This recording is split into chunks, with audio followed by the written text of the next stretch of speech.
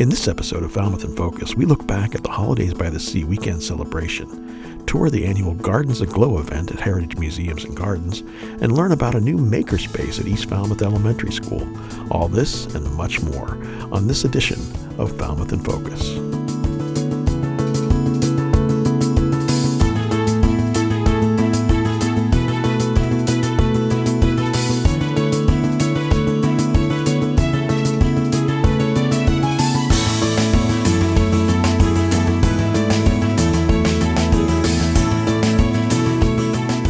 Hello and welcome to Falmouth in Focus, FCTV's current affairs program. I'm your host, Michael Kasparian. Phase 2 of the Cunha River Restoration Project has begun and will provide a much-needed habitat for fish while also safeguarding coastal resiliency. Betsy Gladfelter has provided the expertise and determination to make these projects a reality, and FCTV visited the project site to get an update. So I'm Betsy Gladfelter. I'm with the Conservation Commission, and I'm the project coordinator for the Cunha River Restoration Project. Phase 2 has begun, construction has begun, and a couple of weeks ago. And in the next 6 months, what we will do is we will basically repeat what was done for Phase 1, which is construct a new river channel to improve fish habitat, take sand off the former bog platform and make pit and mound topography, and then wetland plants will reappear as they did in Phase 1. And then the third part is the John Parker crossing, which you can see in the background. The road will be closed from approximately the end of January. We'll have an exact date in a couple of weeks, until the middle of April, and we'll have a new culvert, very wide, fish-friendly, Massachusetts-approved stream crossing culvert put in. And then both the middle bog and the upper bog are being restored right now. This is towards the middle of December 2019. The work done thus far is to build a bypass channel. What's done is the river is diverted into a bypass channel so that fish and other organisms can continue to move down the river as this work is done, but it isolates the river itself, the river channel itself, from the main bog. And at the main bog, a new river channel will be built, and the edges of it, people wonder what the big wood is. The edges of it will be anchored with at least 3 layers of large wood on the outer part of the edges, and then fabric encapsulated soil will be put in and anchored in place. So as you cross John Parker Road, as you cross the river on John Parker Road, there'll be construction going on either side. The construction sites are active construction sites. There's orange construction flagging, and please stay out of those sites. It's very dangerous for you and for your children and your dogs. When Phase 2 of the river is finished, this part of the river will be, as in the Phase 1.5 times as long as the original channel. It'll be more narrow, deeper, with multiple habitats supporting many different kinds of animals. Fish, obviously, but also amphibians, reptiles, insects, and the vegetation on the river will come back as it did. I'll tell you again, it's going to look ugly at first. By late spring, these will look like 2 muddy areas, but by June, the plants will be coming up. And one of the exciting things is we've seen a great diversity and flourishing of wetland plants in this restoration. All work is expected to be completed by spring 2020. Thanks to Jeff Wyman for that report. It's time now for 3 things from Town Hall, FCTV's condensed version of the takeaways from recent municipal meetings. Selections are chosen based on community impact. In last Monday night's Selectmen's meeting, Wastewater Superintendent Amy Lowell gave a presentation on the background and current partial payment of the installed grinder pumps in the Little Pond Sewer Service area. Ms. Lowell refreshed the board on the policy that was implemented about cost, payment, and usage of the grinder pumps for those residents of the area that needed them installed.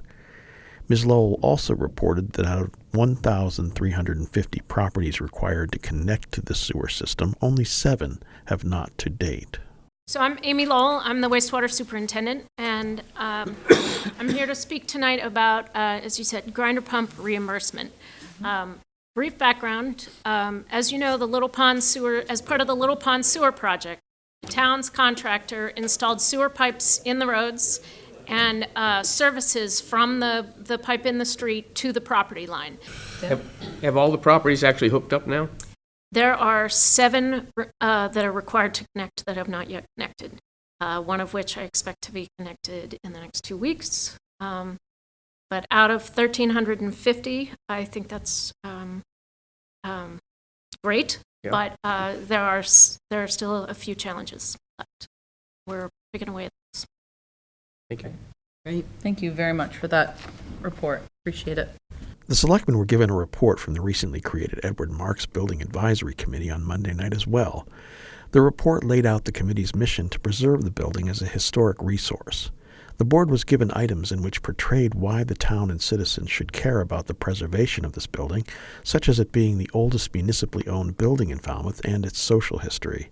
The selectmen had praise for the committee members on their work thus far on the committee and are looking forward to seeing how the committee's initiatives play out for the future. But it's very helpful. Thank you for both these. It's really helpful to see sort of the work that you guys have done, and then also just to get those visuals of some of those different historical aspects that, when you walk into it to an untrained eye, it's kind of a checkerboard of different styles, and it's hard to discern what has value and what is something that, is sort of more recent or has been altered so much that it doesn't reflect that initial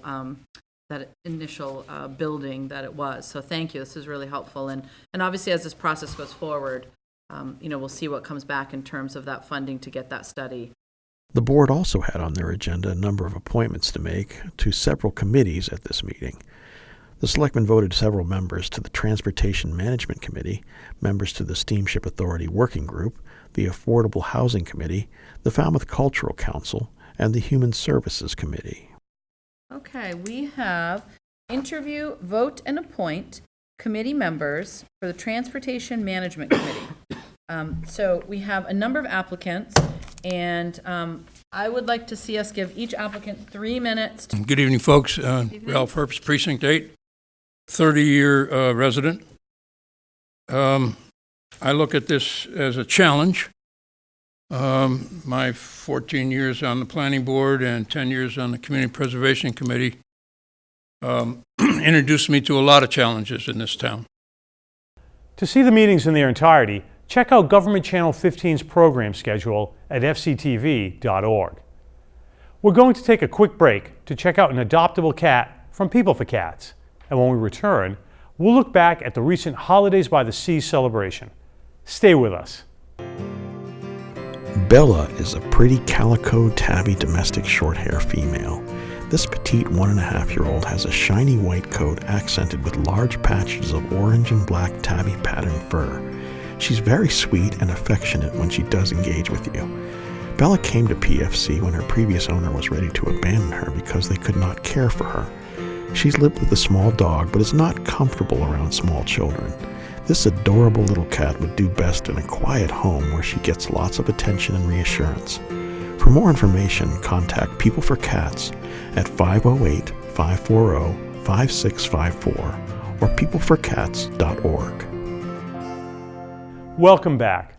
The Holidays by the Sea weekend celebration attracted some of its largest crowds ever this year, and Maura Aldrich of the Falmouth Chamber of Commerce gave us an update on the annual festivities. And it all started on Friday night. And new this year, because Novska's under construction, we had the caroling at Peg Noonan Park. It was a little bit rainy, but it was a wonderful turnout, and we were just so grateful to be able to continue the tradition. And next year we'll be back at Novska. And not to be missed, Seafaring Santa sails into Falmouth Harbor at 10:30. And that was a really well-attended event. I think over 150 children and families were able to sit on Santa's lap. And that was a wonderful Saturday for part of the Holidays by the Sea weekend. And new again this year, we had changed the Jingle Jog, which is the 8th annual Jingle Jog 5K and Kids Elf Run, to be in the afternoon to coincide with the holiday stroll. The new course change was excellent. It was so much fun to have Main Street shut down.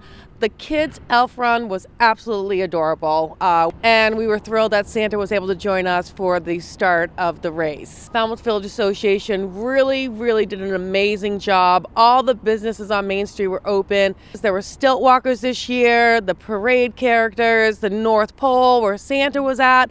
It was really spectacular just to take part in everything that was going on our Main Street. Thanks to the Chief of Police and the Town of Falmouth and the Police Department and Fire and Rescue for keeping everyone safe.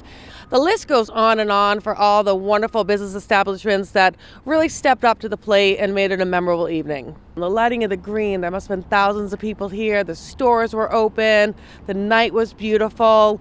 I think that it was probably one of the best strolls and lightings that we've ever had. We had the carolers singing, Santa was here. It's really just a wholesome, quintessential New England Cape Cod magical day. It really is spectacular. The number of people and the excitement and the children and people young and old coming down here is spectacular. The Falmouth Chamber of Commerce was thrilled to present the 56th annual Falmouth Christmas Parade. This year's theme was Peace and Goodwill, and it ended the weekend with a great, beautiful day for a wonderful day for a parade. We're thrilled once again to have the Hallamore horses, which have been sponsored graciously by Cape Cod Aggregates again this year, which is really a highlight of the parade. And I have done floats before. It takes a lot of work, but it's a lot of fun. And seeing the people's faces on Main Street is spectacular. It's such a really heartwarming event. Well, I just want to say thank you, everyone who were parade sponsors, corporate sponsors. It really takes a village. It is cliche, but it's so true. None of these events wouldn't happen without the wonderful town of Falmouth and our community. So we look forward to next year. Thanks to the FCTV members and staff for coverage of such a great weekend. The holiday book sale at the Falmouth Public Library coincided with the Holidays by the Sea weekend, and FCTV spoke with President Mary Tamucci of the Friends of Falmouth Public Library to get an update on the sale. What we have going on this weekend is our holiday book sale. It started on Saturday. It will end this evening at 8 o'clock, and we offer books in excellent condition for gift giving or for personal pleasure. Turnout has been wonderful. Saturday was nonstop people, wall to wall all day. It was wonderful. Sunday, after the parade, lots of people came in. We had a steady stream yesterday despite the rain, and we've already had customers this morning, so I'm very optimistic. It's a kind of a mini summer sale, but the books, it has a different aim. We're aiming to help people with their Christmas shopping, make a little money for the library. All proceeds go to Falmouth Public Library and its branches. And we use it to purchase things like extra furniture, children's programs, adult programming. We sponsor the Joy of Learning classes that happen in the fall and the spring. We're separate from the Falmouth Library Support Fund.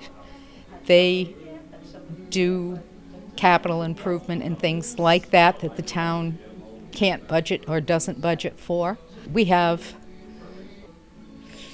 a little over 400 members, families and individuals. We're always looking for more members. We have 15 to 20 people that volunteer all year round. Don't forget to visit the library's next book sale in July. Thanks to Alan Russell for that story. The annual Gardens Aglow celebration at Heritage Museums and Gardens has become an annual Cape Cod holiday tradition for over a decade. FCTV spoke with Director of Visitor Engagement Heather Mead to find out what makes this event so magical.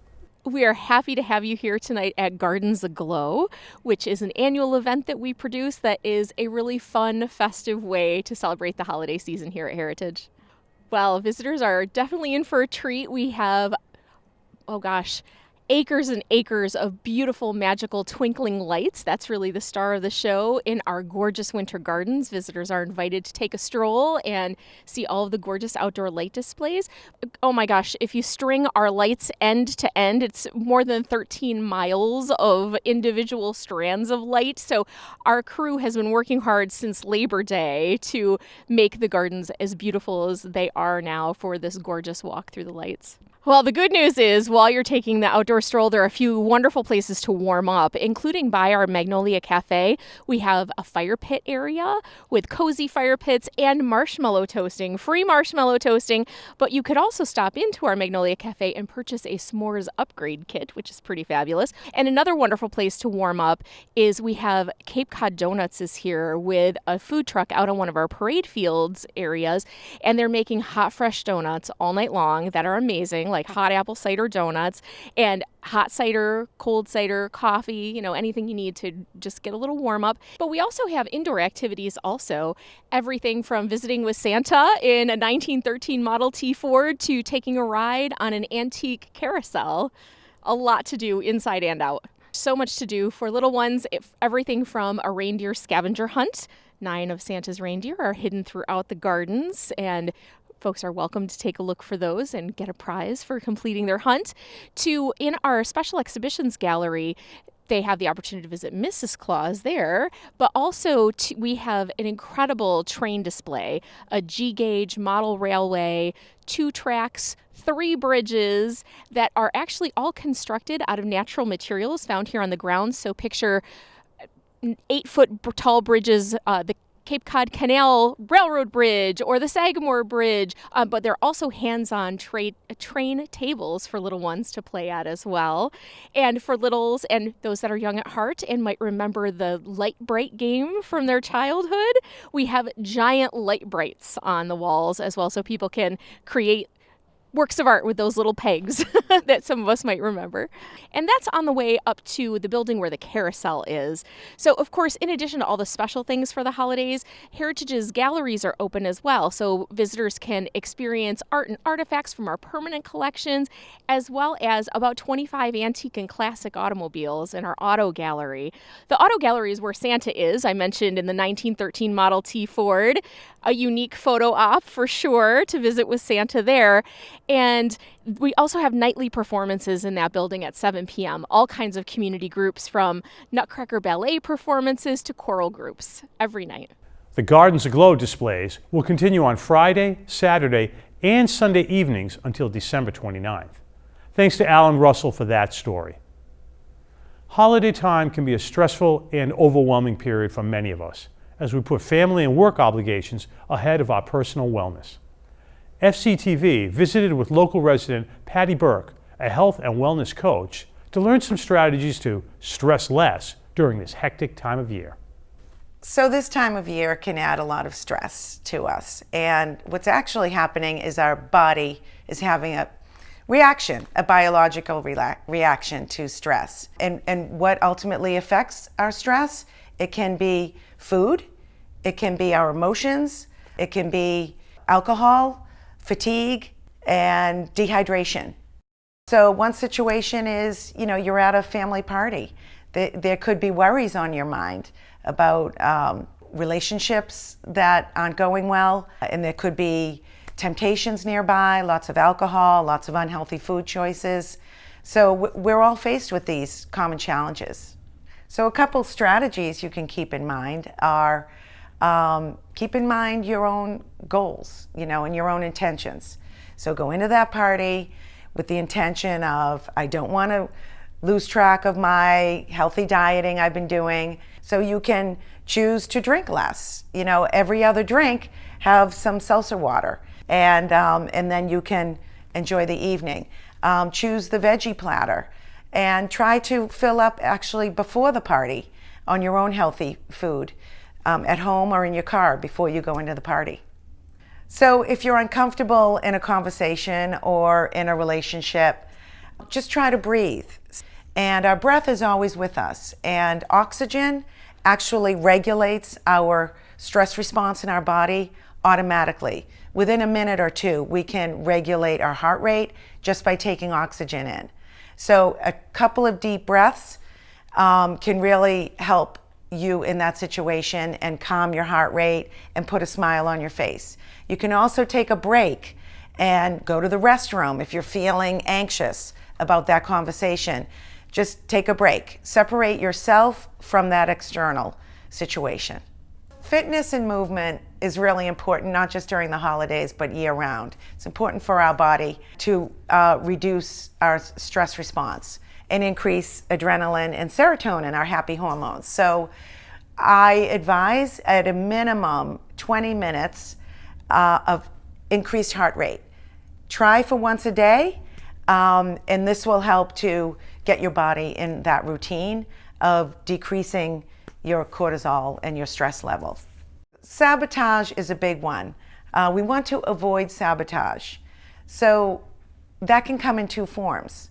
It can come from ourselves, and it can come from others. So our self-sabotage is the self-talk we say to ourselves. It can be negative, it can be full of untruths and full of old beliefs that no longer are serving us. Sabotage from others can be, trying to fit in at a corporate party or a family party. And sabotage can come in the form of Aunt Mary's baked potatoes that are full of sour cream and butter, and something you wanted to avoid. So try not to fall into that trap, and just know that you have the power of choice to say yes and to say no. We all know that stress can negatively affect our long-term health. Stress is the number one factor for lifestyle diseases, and these are preventable diseases. So we want to focus on keeping stress at bay, and not just during the holidays, but throughout the year, so that we can really live our best life. Because once our health is doing well, everything else will fall into place with our relationships, career, earning potential, and achieving the goals that we want in our life. Patty will be hosting a free wellness workshop on January 15th at the Falmouth Chamber of Commerce.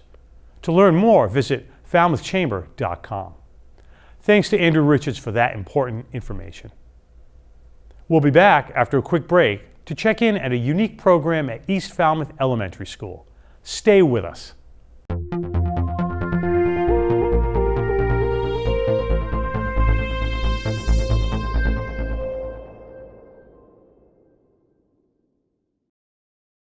Welcome back. The students of East Falmouth Elementary School are enjoying a new school-wide Makerspace and all of the amazing learning opportunities that can happen in it. Let's go on a virtual tour with some special tour guides.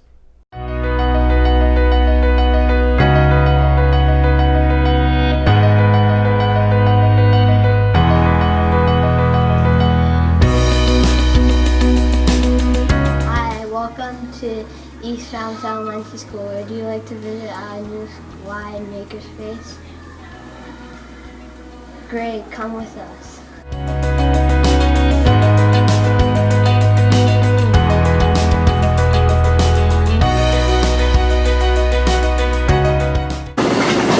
Welcome to the East Falmouth School wide Makerspace.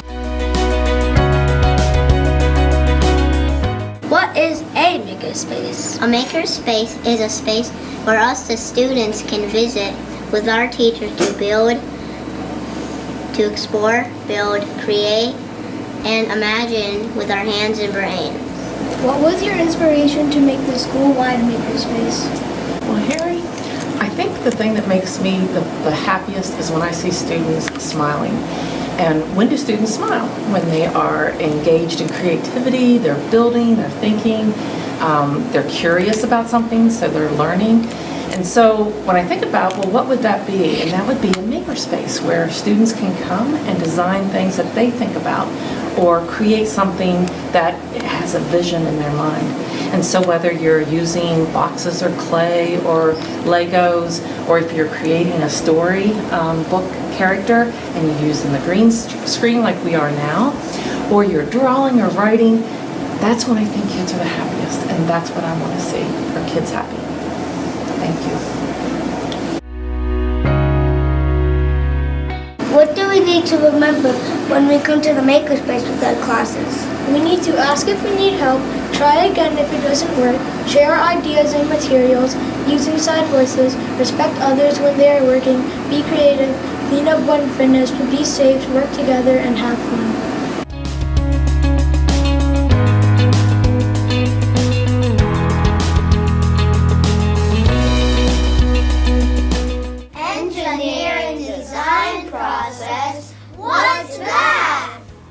While we are creating, we need to ask what's the problem, then imagine and brainstorm how to solve it. Then plan by drawing it out and making a materials list. Then create by making it and trying it out. And finally, we need to improve and make what we created even better.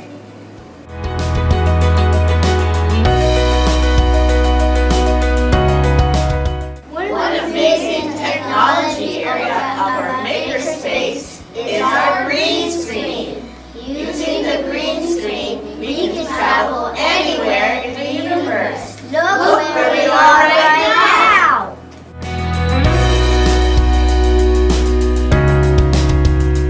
We also have all different kinds of art supplies because we love STEAM in our Makerspace. But what is STEAM? STEAM is a science, technology, engineering, art, and math. I think today we should create with our art supplies what our schools look like in our imagination.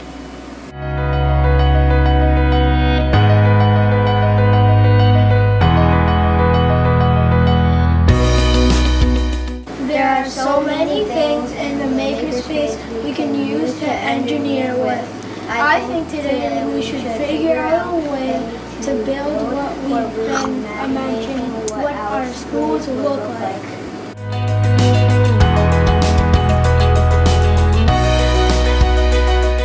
Thank you for visiting the new East Falmouth School Makerspace. We are so excited for this new and amazing learning opportunity. Thanks, Ms. Draper, and all the tour guides for that inside look. FCTV wants you to know that television can be as easy as hitting record on your smartphone. We'd like to invite all Falmouth residents and visitors to share their slice of life with us.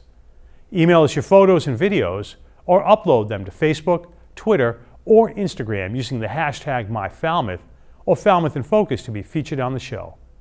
Thank you to our most recent contributors. We leave you now with the sights and sounds of a winter morning on the Falmouth Village Green. Thank you for watching Falmouth in Focus and happy holidays. We'll see you next year.